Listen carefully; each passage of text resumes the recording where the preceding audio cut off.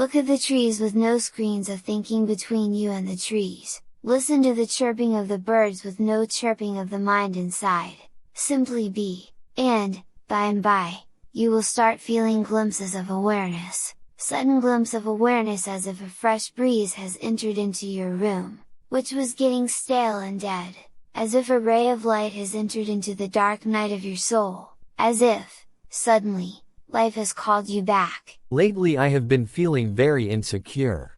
And I see how much I dislike that space of not knowing. And then I try all kinds of stupid things to control the situation.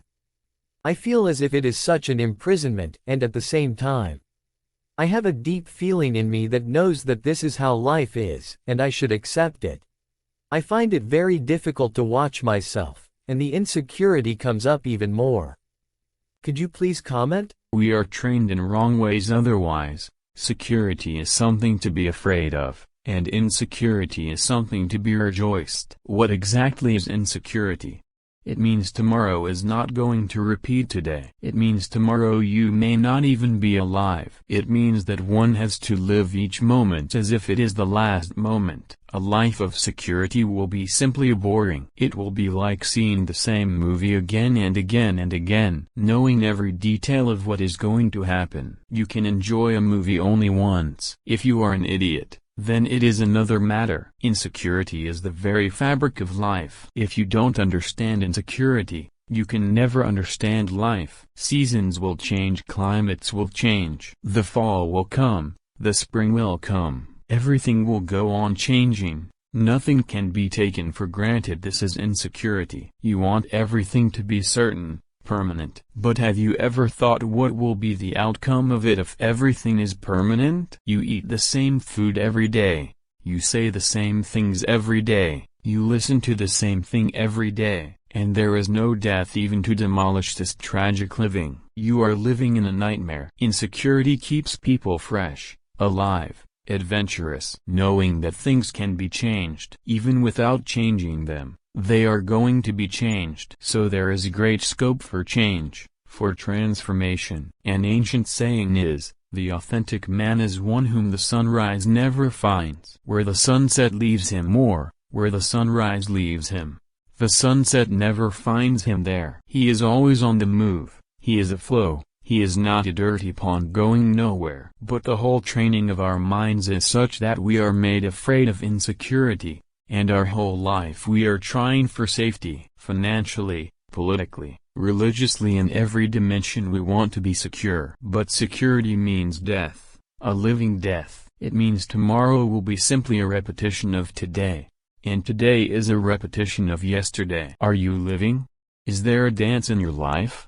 Are you moving, growing, risking, raking the challenges of dangerous paths?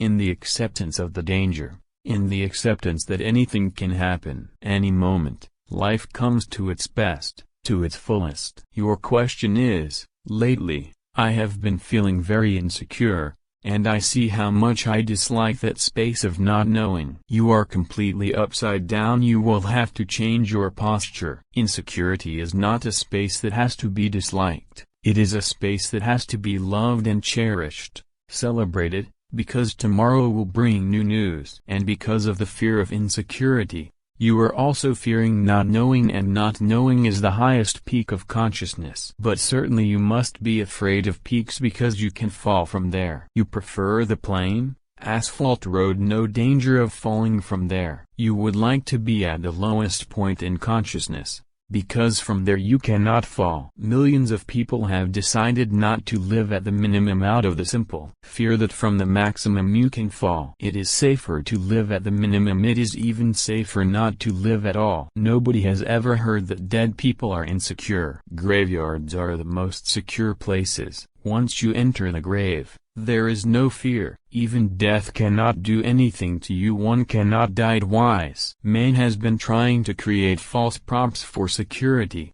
knowing perfectly well that they all fall down, but still he goes on piling up props around him. Time does not care about your props, nor does life care about your props. In fact, it is compassionate of nature that, whatever you do, you remain insecure. You can have a bank balance, You can have a big insurance, but these are just strategies to fool yourself. What insurance can there be against death? What insurance can there be against the constantly changing flux of life? You cannot prevent it. It is a mountain river flowing fast, dropping from high mountains into waterfalls, moving into valleys toward the ocean where it will disappear completely. The idea of safety has created the idea of accumulating knowledge. Nothing should be left unknown because the unknown creates insecurity. If it is known, you feel safe. Even small things, you are continuously trying to know. Even if you are traveling in a train with a passenger,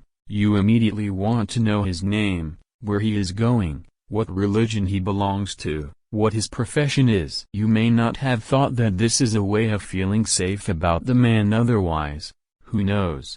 You may be traveling with a madman, and in the middle of the night he may sit on your chest. That's why people are always afraid of strangers. They become uneasy even if you start living your own style of life, not following the crowd. That means you are becoming an outsider, a stranger. So people go on filling their heads with all kinds of knowledge, most of which is simply rubbish and crap. People become waking encyclopedias. In my village, I used to know a Brahmin. He was a little cuckoo. I have never come across another man like that. He had memorized the whole Oxford Dictionary. That was his great achievement. You could ask him the Oxford Dictionary meaning of any word, and he was almost like a computer. He would immediately give you the exact words that the Oxford Dictionary says. And he was living under the wrong impression that he knew the English language. By cramming the Oxford Dictionary, one cannot know the English language. Language is a living phenomenon. It comes through dialogue. It comes through contact with living people. The Oxford Dictionary may be marginally helpful, but just the Oxford Dictionary? He was not even able to make a single sentence, because in the Oxford Dictionary there are only words. He knew the whole language, and still he was not able to make a single sentence. This is the situation of the scholars. They are afraid of their not knowing. They go on piling up scriptures over their not knowing, covering it up with thick layers of knowledge. But underneath they are as ignorant as ever. Ignorance has not to be covered, but transformation into innocence. Ignorance has not to become knowledgeability. Ignorance has to become a feeling of the mysterious and the miraculous in existence. This is the way of a religious man. The scholarly man is never religious. Cannot be. Your whole approach is categorically wrong, not in part, but absolutely. You have to understand that insecurity is the very nature of life. There is no way to avoid it, and when there is no way to avoid it, the only wise way is to enjoy it. When it is impossible to avoid it, why go on hitting your head against the wall? Then it is better to transform insecurity into a beautiful experience. In fact, it is that